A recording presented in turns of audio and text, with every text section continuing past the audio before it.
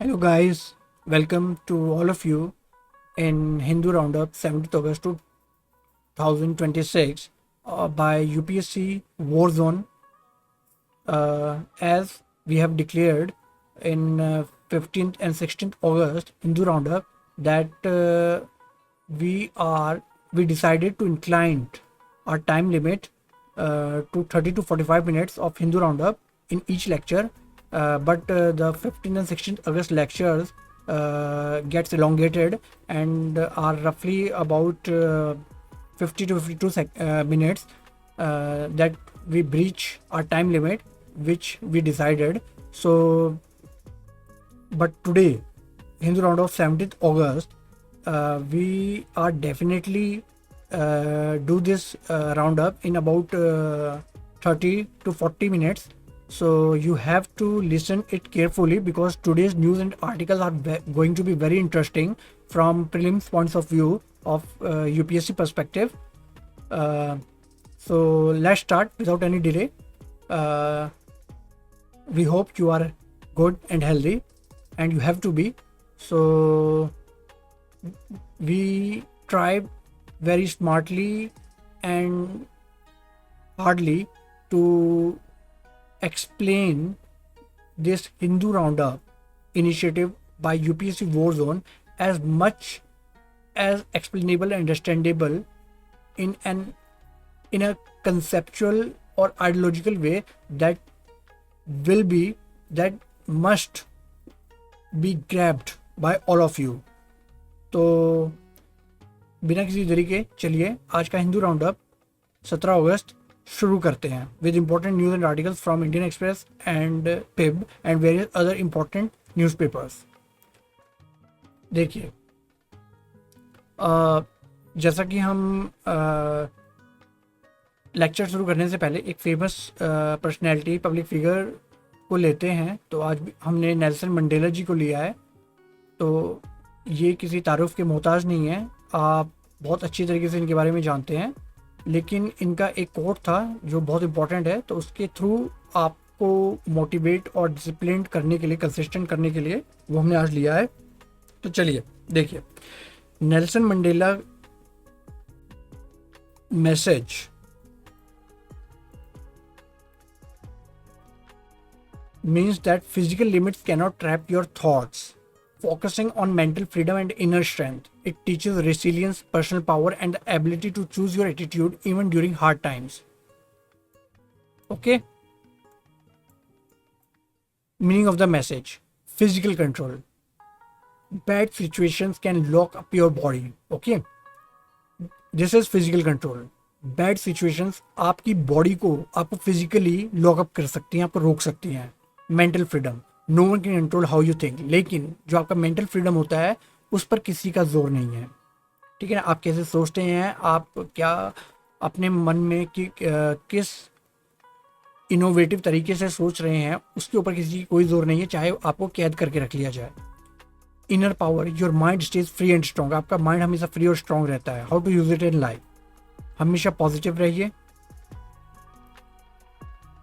अगर आपके मुश्किल दिन भी चल रहे हैं तो उनमें उम्मीद रखिए। फोकस बहुत बड़ी चीज़ है, अगर आप फोकस करना सीख गए, ठीक है ना, जितने भी बड़े बड़े ये पर्सनैलिटीज, ये लेजेंड्स हुए हैं जिन्होंने हिस्ट्री रची है, उनका एक जो सबसे पावरफुल वेपन था जो उनके पास रहा है उनके हार्ड टाइम से भी, वो उनका फोकस था। आप किसी भी टेक्निक के थ्रू जैसे भी आप अपने फोकस को वो कर सकते हैं, लाइन में ला सकते हैं, वो आप अप्लाई कीजिए, लेकिन फोकस एक बहुत इंपॉर्टेंट चीज़ है, इस पर आपको बहुत तवज्जो से ध्यान देना पड़ेगा। उसके बाद है फाइंड पीस, एक स्ट्रॉन्ग इनर वर्ल्ड अपने अंदर बिल्ड कीजिए, इससे आपको पीस मिलेगा। ठीक है ना, ओके। तो मेन नेल्सन मंडेला जी का, जिन्होंने 27 साल साउथ अफ्रीका की जेल में काट दिए, वो उन्होंने ऐसे ही नहीं निकाल दिए, ये उनके पर्सनल एक्सपीरियंस थे जो उन्होंने आपके साथ शेयर किए हैं, और इसीलिए ये आज लिया गया है कि आप इस जर्नी में, इस यूपीएससी प्रिपरेशन की जर्नी में आप ऐसे ही कुछ सर्कमस्टेंसेस से गुजर रहे हैं, तो इसका मतलब ये है कि आपको अपने मेंटल फ्रीडम को इतना फ्री और एम्पावर्ड करना है कि आप उसे अपनी लाइफ में स्टे पॉजिटिव रहते हुए, फोकस्ड रहते हुए डिसिप्लिन और कंसिस्टेंट रहते हुए, प्रिजर्वेरेंस रखते हुए एक स्ट्रॉन्ग इनर वर्ल्ड डेवलप करें और अपने एम तक पहुंचे। चलिए आज का दूसरा लेक्चर शुरू करते हैं, दूसरी न्यूज़ शुरू करते हैं। ये भी मैं आपके साथ शेयर करना चाहता हूँ। ये पास बहुत इंपॉर्टेंट न्यूज़ आई थी कि अभी हाल ही में इंडियन गवर्नमेंट ने जो गूगल क्रोम यूज़र्स हैं उन्हें वार्न किया है। तो हमारी जो एक इंस्टीट्यूशन है, India's computer emergency response team, जिसे सर्टिन कहते हैं, उसने इशूड किया एक high severity warning concerning multiple vulnerabilities in Google Chrome on Windows, Mac OS and Linux. तो देखिए ये इंपॉर्टेंट क्यों है। Vulnerabilities could potential allow remote code execution, ठीक है ना, आपके डिवाइस का एग्जीक्यूशन वो हैकर्स को दे सकता है। तो इसलिए ये वो किया गया है, आगाह किया गया है सरकार की तरफ से आपको। उसके बाद attackers may potentially gain unauthorized control of affected systems, ठीक है, उन्हें आपके अफेक्टेड सिस्टम्स का अनकंट्रोल्ड यूज मिल जाएगा। तो ये आपको याद रखना है।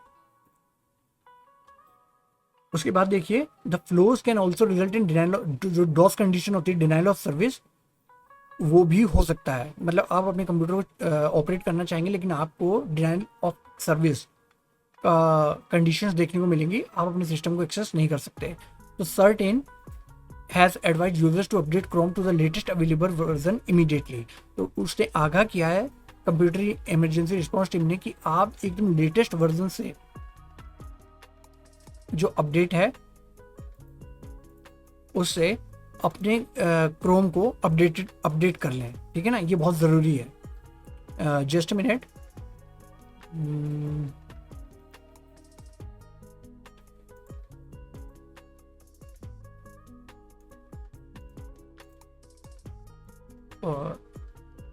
we have to start the timer. There is some issue, but it must be rectified. Just seconds.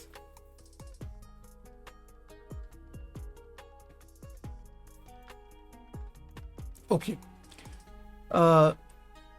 तो हाँ यहाँ पे से देखिए यूपीएससी के हिसाब से इसके प्रीलिम्स पॉइंट जो इम्पोर्टेंट है वो ये हैं कि जो सर्टिन है वो Indian computer emergency response team है, इंडिया की नेशनल एजेंसी है जो डीलिंग करती है साइबर सिक्योरिटी इंसिडेंट्स और थ्रेट से, ठीक है ना। ये ऑपरेट करती है अंडर मिटी, ministry of electronics and information technology. Important nums देख लीजिए यहाँ पे जो प्रीलिम्स पॉइंट ऑफ व्यू से बहुत इंपॉर्टेंट है। 0 डे वल्नरेबिलिटी, इसका मतलब होता है सिक्योरिटी फ्लो अननोन और not yet patched by the vendor, ठीक है। 0 डे वल्नरेबिलिटी उसे कहते हैं, एक सिक्योरिटी फ्लो, एक एरर आ जाता है जो अननोन होता है, जिसके बारे में पता नहीं होता है, ठीक है ना, और not yet patched by the vendor. और मतलब ये आपको गूगल क्रोम को लेटेस्ट अपडेट से अपडेट करने के लिए इसलिए कहा गया है फटाफट कि वेंडर को अब तक पता नहीं है कि उसके बारे में, इस सिक्योरिटी फ्लो के बारे में, तो इसलिए आपको अपडेट रहने के लिए कहा गया है, ठीक है ना। इससे पहले कि आपका सिस्टम अटैक हो, आपको अपने लेटेस्ट वर्जन से अपने क्रोम को अपडेट कर लेना चाहिए। रिमोट कोड एग्जीक्यूशन, वही आपको बताया था कि आपकी ऑपरेटिंग सिस्टम का एक्सेस किसी को मिल सकता है और डिनाइल ऑफ सर्विस अटैक हो सकता है, ठीक है ना। हाँ, तो ये मैं आपको यहाँ पे ये बता दूँ कि आपको करना क्या है। आप अपने गूगल क्रोम में जाके सेटिंग्स में जो अबाउट क्रोम सेटिंग्स में जाके अबाउट क्रोम ऑप्शन होगा, वहाँ से क्लिक कीजिएगा। तो विंडोज़ वाले हों, मैक ओएस वाले हों या लाइनक्स वाले हों, ऐसे ही लाइनक्स में भी होगा। तो जब आप अबाउट क्रोम सेक्शन में क्लिक करेंगे तो वहाँ पे आपको लिखा आ जाएगा कि कौन सा वर्जन है। तो वहाँ पे एक वर्जन लिखा होगा, उस वर्जन में कुछ डिजिट्स होंगी, थोड़ी आई थिंक 8 to 10 नंबर्स के डिजिट्स होंगे। तो जो लास्ट वाला डिजिट देखिएगा, अगर वहाँ पे 137 और 138 लिखा आ रहा है तो कोई प्रॉब्लम नहीं है, ठीक है ना। लेकिन अगर 137 से पहले का वर्जन है आपका, लास्ट में जो नंबर, उन नंबर्स में लास्ट में 137 आ रहा होगा और या 138 आ रहा होगा, अगर 137 या 138 आ रहा है तो कोई प्रॉब्लम नहीं है। लेकिन सरकार ने गवर्नमेंट ने आगाह किया कि अगर 137 या 138 से पहले का वर्जन है तो आपको अपडेट रिक्वायर्ड है, ठीक है ना। उन सिस्टम्स पे ये अटैक हो सकता है, ठीक है ना। चलिए, एक ये इम्पोर्टेंट न्यूज़ है कि अभी 14 अगस्त को एक कोरोनल मास इंजेक्शन हुआ है सन में से। तो एक जियो मैग्नेटिक स्टॉर्म आज 17 अगस्त को हिट करेगा अर्थ को। तो उसके बारे में था, तो इसके लिए ये पढ़ना बहुत ज़रूरी हो जाता है कि जियोमैग्नेटिक स्टॉर्म होता क्या है।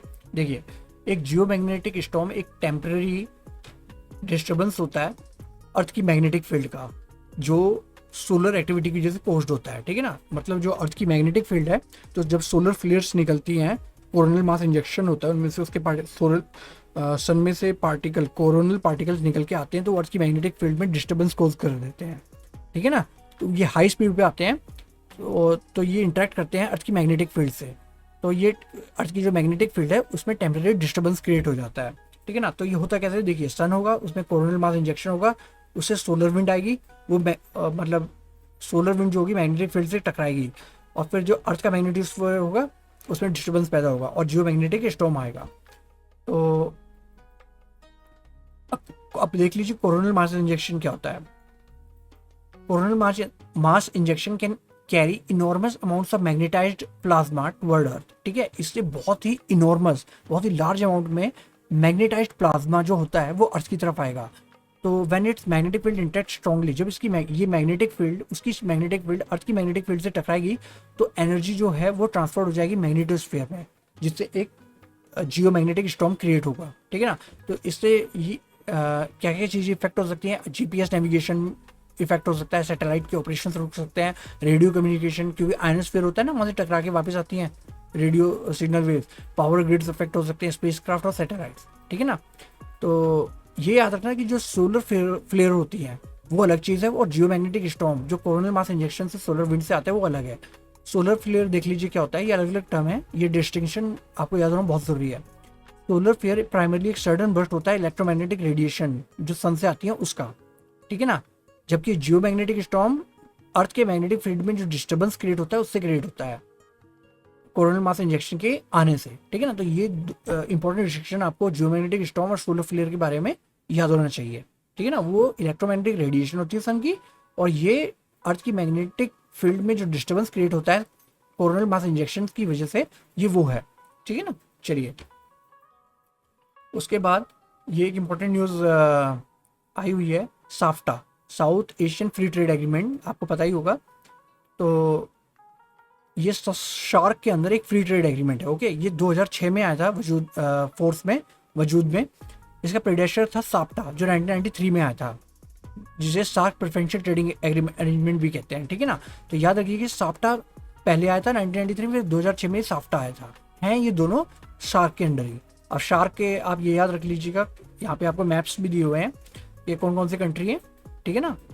आपके 8 कंट्रीज हैं, और की ऑब्जेक्टिव्स अगर आप देखेंगे तो इसका साफ्टा का की ऑब्जेक्टिव होता है कि एलिमिनेट करना गुड्स में ट्रेड को, जो गुड्स में जो ट्रेड हो रहे हैं उनके बैरियर्स को एलिमिनेट करना, और cross border movement of goods को फैसिलिटेट करना। या सर्विस की बात नहीं की गई है, सिर्फ गुड्स की बात की गई है, ठीक है ना।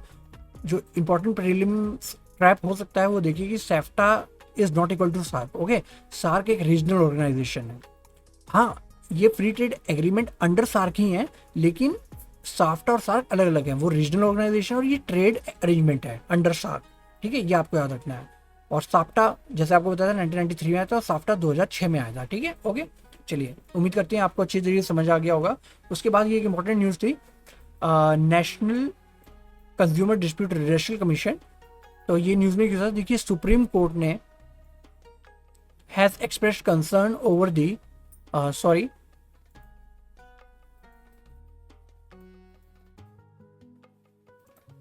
Supreme Court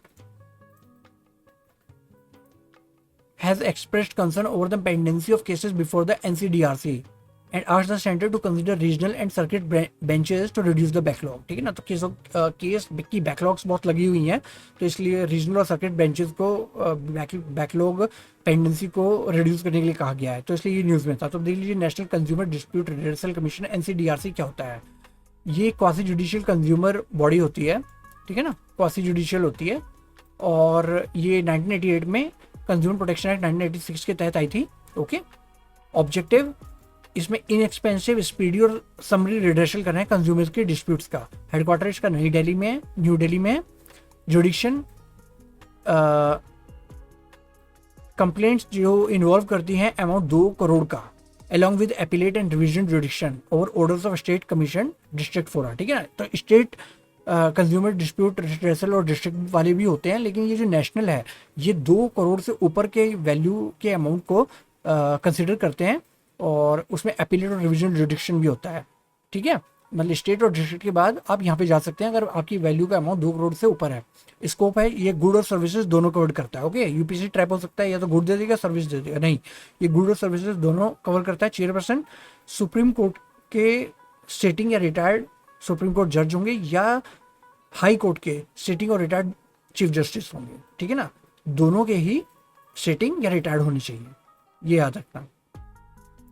उसके बाद है, लेकिन हाई कोर्ट के चीफ जस्टिस को कहा है सिर्फ, और सुप्रीम कोर्ट के नॉर्मल जज को भी कहा है, चाहे वो सिटिंग हो या रिटायर्ड हो। अपील, एग्रीव्ड पार्टी जो है अपील कर सकती है एनसीआरडीसी के ऑर्डर के खिलाफ सुप्रीम कोर्ट में 30 दिनों के अंदर अंदर।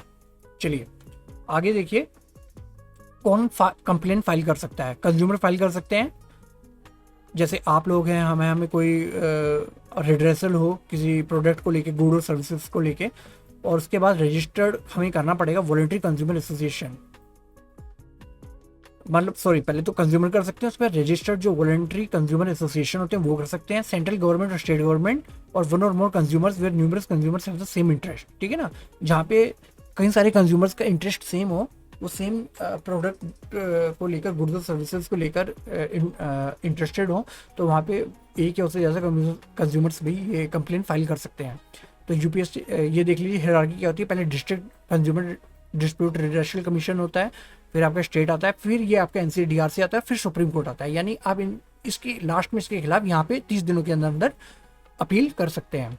और ये भी याद रखिएगा कि ये एक quasi judicial consumer redressal body है, और सुप्रीम कोर्ट क्या है, अपीलेट फोरम है इसके ऊपर, जैसा आपको अभी ऊपर पीछे समझाया गया था स्लाइड्स में। चलिए आगे देखिए, ये एक पिप की न्यूज़ है, Shravani researchers IISc Indian institute of science centre Aspire Lab in collaboration with Art Park and Google have released Shravani, described in the provided source, India's first multilingual speech recognition model। ये India का पहला multilingual speech recognition model है, जिसमें आपका जो IISc है बेंगलुरु और art park और गूगल, इन तीनों ने मिलकर वो किया है। ये एक multilingual automatic speech recognition ASR model है, जिसमें 20 शेड्यूल लैंग्वेजेस आती हैं और 45 रीजनल लैंग्वेजेस और डायलेक्ट्स आते हैं। ठीक है ना, शेड्यूल लैंग्वेजेस 20 हैं और रीजनल 45 हैं। ये आपकी स्क्रिप्ट्स को कन्वर्ट कर सकता है स्पीच को टेक्स्ट में, 10 मतलब अक्रॉस 10 स्क्रिप्ट्स को ये टेक्स्ट में कन्वर्ट कर सकता है। की फीचर इसका ये है कि ये ऑटोमेटिकली आइडेंटिफाई, लैंग्वेज को ऑटोमेटिकली आइडेंटिफाई कर लेता है जो बोली जाती है, बिना इसके कि यूजर उसे सेलेक्ट करे। ठीक है ना, ये ऑटोमेटिकली उसे आइडेंटिफाई कर लेता है। ये जैसे ये लैंग्वेजेस देख लीजिए, गारो को सपोर्ट करता है, अंगिका, चकमा, कोकबोरोक, तुलु, बुंदेली, बाजिका। ठीक है ना, ये कुछ दी हुई है। वैसे टोटल 45 रीजनल है और 20 शेड्यूल्ड है। ओके, तो यहाँ पे ये आपको एक क्विक प्रीलिम फैक्ट्स दिए हुए हैं, ये देख लीजिए, आप देख लीजिएगा। ये यहाँ थोड़ा हमसे मिस्टेक हो गई, यहाँ पे थोड़ा सा ये फॉन्ट्स वो आ रहे हैं, इतना टाइम नहीं मिल पाया, तो ये यहाँ पे इसलिए प्रीमियम ये हमने कर दिया है, तो आप यहाँ से इसे देख सकते हैं। उसके बाद न्यूज़ है कि chips to start up C2S program, UPSC prelims quick notes. Chips to start C2S program, ये अभी ministry of electronics and information technology ने मोर देन 68,000 स्टूडेंट्स को ट्रेंड किया सेमीकंडक्टर चिप डिज़ाइन में अंडर चिप टू स्टार्ट। तो आप समझ गए होंगे ना C2S chip to start programme क्या है, कि यहाँ पे स्टूडेंट्स को ट्रेंड करना है सेमीकंडक्टर चिप डिज़ाइन में। मिनिस्ट्री आपकी वही मीटी है, ये 2022 में लॉन्च हुआ था, और ये कैपेसिटी बिल्डिंग इनिशिएटिव है, 250 करोड़ इसके लिए वो है, टेन्योर इसका 5 ईयर्स है। ठीक है ना, तो ये स्टूडेंट्स को किस चीज़ में ट्रेंड करेगा, चिप डिज़ाइन में, फैब्रिकेशन में, टेस्टिंग में, EDA सॉफ्टवेयर में। ठीक है ना, वही सब है, तो ये आप देख लीजिएगा। चलिए आगे चलते हैं। उसके बाद अब ये देखिए इंपॉर्टेंट अब है अर्थक्वेक स्वयं को लेकर। एक series of small earthquakes has reported in Maharashtra. Seismologist ने इसे अर्थक्वेक स्वाम कहा है, मतलब बहुत सारे जब अर्थक्वेक्स एक साथ आ जाते हैं कहीं पे तो वो अर्थक्वेक स्वाम कहलाता है। तो ये महाराष्ट्र में आए थे। तो अब ये देख लीजिए अर्थक्वेक स्वाम होता क्या है। Sequence of multiple earthquakes of comparable intensity occurring in small geographical area over relatively short period. ठीक है ना, तो यहाँ पे आपको यूपीसी ट्रैप किया सकता है कि sequence of multiple earthquake of different intensity, नहीं डिफरेंट नहीं, कंपेरेबल, लगभग मतलब कंपेरेबल इंटेंसिटी के होते हैं वो, स्मॉल जोग्राफिकल एरिया में आते हैं और शॉर्ट पीरियड टाइम में आ जाते हैं, इसे अर्थक्वेक स्टॉर्म कहते हैं। Often consist of many low intensity earthquakes, ये भी याद रखना कि हाई इंटेंसिटी नहीं होते, लो इंटेंसिटी अर्थक्वेक्स होते हैं, और ये कभी कभी थाउजेंड्स में भी आ जाते हैं, हज़ारों की संख्या में भी आ जाते हैं। Unlike a conventional earthquake sequence there is no clearly identified main shock, ठीक है ना। एक कन्वेंशनल अर्थक्वेक सीक्वेंस जिसमें हम मेन शॉक को पहचान लेते हैं, सिस्मोग्राफ उसे रिकॉर्ड कर लेता है, इसमें कोई मतलब क्योंकि ये बहुत ही छोटी सीरीज में ये एक साथ आते हैं, बहुत जल्दी आ जाते हैं, तो इनका पता नहीं चल पाता है। तो स्टॉर्म्स में ये हफ्तों तक आ सकते हैं। They are particularly associated with active geothermal and volcanic regions, ठीक है ना। जो अर्थ के इंटीरियर में एक्टिव जियोथर्मल और वोल्केनिक रीजन्स में जो एक्टिविटीज होती रहती हैं उनकी वजह से आते हैं। ये होते क्यों हैं? देखिए, फ्लूइड मूवमेंट आपका पहला है कि fluid moving through cracks and faults, आपके जो फॉल्ट अर्थ के जो उसमें फॉल्स और क्रैक्स होते हैं उनमें जो फ्लूइड मूव होता रहता है उसकी वजह से आ जाते हैं। वही आपको वोल्केनिक और जियोथर्मल यहाँ समझाया गया था। उसके बाद एक्टिव वोल्केनिज्म, मैग्मा के इरप्ट होने से भी ये क्रिएट होते हैं। उसके बाद आपका आता है slow slip events. Slow slip event essentially earthquake occurring extremely slowly, ठीक है ना।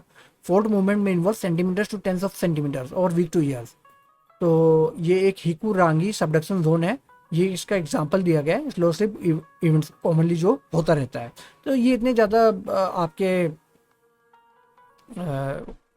डेंजरस नहीं होते, ठीक है ना, ये याद रखना। तो ये कुछ चीज़ें आपको याद रखनी है। कंपेरेबल इंटेंसिटी होती है, लो डेंसिटी के होते हैं और इतने ज़्यादा डेंजरस नहीं होते, और इसका रीजन याद रखना।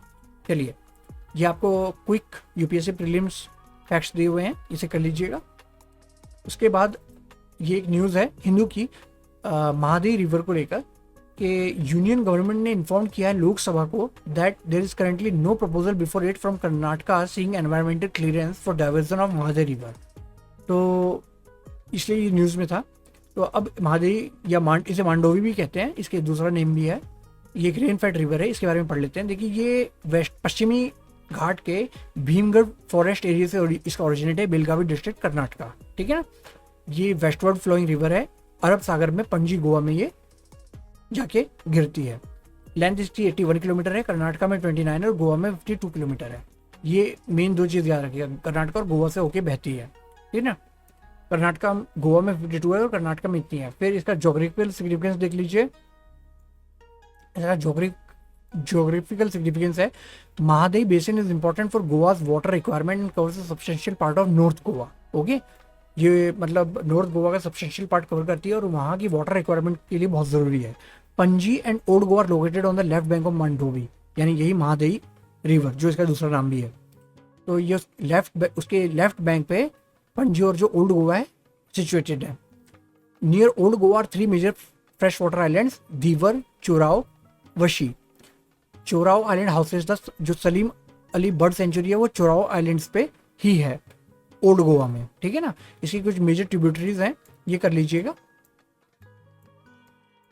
ये इसकी कुछ मेजर ट्रिब्यूटरीज हैं। चलिए, उसके बाद आता है ये एक इसके बारे में एक क्विक प्रीलिम्स फैक्ट्स दिए हुए हैं, ये पढ़ लीजिएगा। और ये एक वाटर डिस्प्यूट आपको पता है कर्नाटक और गोवा में इसको लेके चल रहा है, तो ये देख लीजिएगा, ठीक है ना। ओके, उसके बाद ये एक इम्पॉर्टेंट न्यूज़ है जो यूपीएससी के फेवरेट टॉपिक्स में से आती है, ग्रीन इंडिया मिशन को लेकर। तो कैग ने has flagged major shortcomings in the implementation of Green India Mission, ठीक है ना। तो इसलिए ये न्यूज़ में था, मतलब उन्होंने अनियमितता की बात की है ग्रीन इंडिया मिशन को लेकर कैग ने, तो इसलिए न्यूज़ में था। ये लॉन्च हुआ था 2014 में, ये याद रखिएगा। सेंट्रली स्पॉन्सर्ड है, सेंट्रल सेक्टर नहीं है, स्पॉन्सर्ड है। Okay, one of the 8 missions under the national action plan on climate change. तो ये जो आपका NAPCC 2008 में आया था, जहाँ तक मुझे याद है, ठीक है ना। तो उसमें उसके 8 मिशन हैं, उनमें से एक मिशन ये है जो 2014 में आया था, ठीक है ना, green India mission. Ministry of environment, forest and climate change है। मेन ऑब्जेक्टिव क्या है? वही to protect, restore, enhance India forest cover और उसकी क्लाइमेट चेंज को एड्रेस करना, फॉरेस्ट कवर को रिस्टोर करना, प्रोटेक्ट करना। Adaptation mitigation, it also aims to improve biodiversity, water, carbon sequestration, forest based livelihoods. Okay, चलिए इंपॉर्टेंट टारगेट्स देख लीजिए, इसमें कुछ टारगेट्स भी हैं कि इंक्रीज करना है फॉरेस्ट और ट्री कवर को 5 मिलियन हेक्टेयर्स तक। ओके, और फॉरेस्ट और ट्री कवर की क्वालिटी को भी अनदर 5 मिलियन हेक्टर्स इम्प्रूव करना है, ओके ना। इंक्रीज भी वही है 5 मिलियन और क्वालिटी को भी वही 5 मिलियन है, टोटल 10 मिलियन हेक्टर्स है, ठीक है ना। तो ये ट्रैप दिया जा सकता है, इसे आपको अच्छी तरह याद रखना है। Carbon sequestration, CO2 sequestration by 50 to 60 million ton, okay. और ये इंडिया की क्लाइमेट कमिटमेंट से लिंक है। India is committed to creating an additional carbon sink of 2.5 से 3 million ton of CO2 equivalent by 2030 through additional forest and tree cover, okay. तो ये आपको पता होना चाहिए। चलिए, उसके बाद ये है आपका एक RSVC अमृत प्लेटफॉर्म। तो ये जो प्रिंसिपल साइंटिफिक एडवाइजर हैं to the government of India, उन्होंने रिसेंटली लॉन्च किया है RSVC अमृत प्लेटफॉर्म। ये नाबार्ड ने डेवलप किया है, ठीक है ना। नाबार्ड आपको पता ही है, in collaboration with office of principal scientific adviser. इसका पर्पस क्या है देख लीजिए, सपोर्ट करना रूरल इनोवेशन को, टेक्नोलॉजी ट्रांसफर को। नाम से जाहिर हो रहा है RSVC कुछ रूरल साइंटिफिक उससे रिलेटेड, तो वही रूरल इनोवेशन टेक्नोलॉजी है, ठीक है ना। ये एक्ट करेगा digital backbone RuTAG smart village centre का। अच्छा, ये RSVC यही है, RuTAG smart village centre ecosystem, ठीक है ना। ओके, तो ये रूटैग का बैकबोन है RSVC, ठीक है ना। उसके बाद ये करेंगे क्या दोनों मिलकर, देखिए, it supports the complete life cycle of rural technologies, technology discovery, validation, deployment, tracking, ये सारा आपको क्लस्टर वाइज दिया हुआ है, इसे कर लीजिए। और कनेक्ट वही सब है, टेक्नोलॉजी ड्राइविंग, ठीक है। अब ये रूटैग देख लीजिए क्या होता है, ये 2004 में आया था, ठीक है ना। RSVC ये अभी किया गया है, लेकिन ये जो रूटैग इसकी डिजिटल बैकबोन RSVC है, ये रूटैग 2004 में आया था और इनिशिएटिव वही था, office of principal scientific adviser, वही साइंस और टेक्नोलॉजी इंटरवेंशन और को सपोर्ट करना और इनोवेट करना रूरल एरियाज में, ठीक है ना, वही सब कुछ है। ये सब आप पढ़ लीजिएगा, ये यहाँ पे इसके क्विक प्रीलिम फैक्ट्स दिए हुए हैं, ओके। उसके बाद ये आज का लास्ट क्वेश्चन है सेंसस 2027 को लेके, कि जो बहुत इंपॉर्टेंट इसमें कुछ बातें हैं जो आपके सामने हम रख रहे हैं। देखिए कि इसका गैजेट नोटिफिकेशन 16 जून को 2025 को आया था। सेंसस ये 16वां सेंसस होगा, ठीक है ना। कौन सा सेंसस होगा, ये 16वां होगा और आज़ादी के बाद 8वां होगा, ठीक है ना। याद रखना, ये आपको याद रखना है, ये क्वेश्चन बहुत पूछे जाते हैं 2027 का सेंसस। उसके बाद ऑफिशियल स्लोगन्स हैं, census for public welfare, our census our development, okay, दोनों हैं। सेंसस अथॉरिटी वही फिलहाल जो मृत्युंजय कुमार नारायण हमारे सेंसस कमिश्नर हैं, रजिस्ट्रार जनरल हैं, वो हैं सेंसस अथॉरिटी, ठीक है। 2 फेजेज में होगा। पहले आपकी अभी 1 अप्रैल 2026 में हाउस लिस्टिंग और हाउसिंग सेंसस हो चुका है। फेज 2 अभी आपका 17 अगस्त से स्टार्ट होगा, यानी आज से ही, पॉपुलेशन न्यूमरेशन। और ये आपका लद्दाख, जम्मू कश्मीर, उत्तराखंड और जो स्नो माउंट एरियाज हैं हिमाचल प्रदेश के, वहाँ होगा आज से, ठीक है ना। पहले हाउस लिस्टिंग हो चुकी है, पॉपुलेशन न्यूमरेशन आज से होगा इन एरियाज में, इन स्टेट्स में। बाकी में फरवरी अगले साल 2027 में होगा। ये आपको इंपॉर्टेंट चीज़ याद रखनी है, ठीक है। तो ये वही चीज़ यहाँ पे आपको क्विक प्रीलिम फैक्ट दिए हुए हैं। और ये आप देख लीजिए, कास्ट एन्यूमरेशन मेजर फीचर जो 2027 के सेंसस का इस बार है, वो कास्ट एन्यूमरेशन है, जो 1931 में हुआ था सबसे पहले, और इस बार अब हो रहा है, ठीक है ना। इंडिपेंडेंस के बाद फर्स्ट टाइम अब होगा, और इससे पहले अंग्रेजों के टाइम 1931 में हुआ था, ठीक है ना। ब्रांड एम्बेसडर के सुदर्शन पटनायक है, और मैस्कॉट इसके एक प्रगति हैं जो फीमेल है, और विकास मेल है, ये याद रखना है आपको, ठीक है। तो चलिए, we hope today's Hindu Roundup is appreciated by all of you, and we try our best to better expand this lecture into a concise and understandable format to all of you guys. So like, share and subscribe the UPSC Warzone channel and support the initiative. This is our QR code of WhatsApp channel of UPSC Warzone, and at the starting of the lecture there is QR code of Telegram channel of UPSC Warzone. You have to just scan these QR codes in order to join our channel, which is very simple. And at the description of this video you can also scroll down and click the link of Telegram and WhatsApp to join the channel, so that all the important updates and initiatives by UPSC Warzone are just a click away from you. Okay, तो आज का lecture यहीं समाप्त करते हैं। आज हमने with in time, stipulated time, इस लेक्चर को कंप्लीट कर लिया है। तो अब ये ऐसे ही रहेगा, और जो एडिटोरियल्स हैं और जो मेंस के आर्टिकल्स के जो मेंस के आर्टिकल हैं प्रीलिम्स के पर्सपेक्टिव पॉइंट ऑफ व्यू से जो इंपॉर्टेंट है, वो उसका हमने अलग से प्लेलिस्ट बना दी है, आप वहाँ जाके उन्हें देख लीजिएगा, ठीक है ना। वो भी बहुत ही कंसाइज और क्रिस्पी वे में आपको समझा दिया गया है, ठीक है ना। ओके, चलिए आज का लेक्चर यहीं हम एंड करते हैं। Okay, good bye.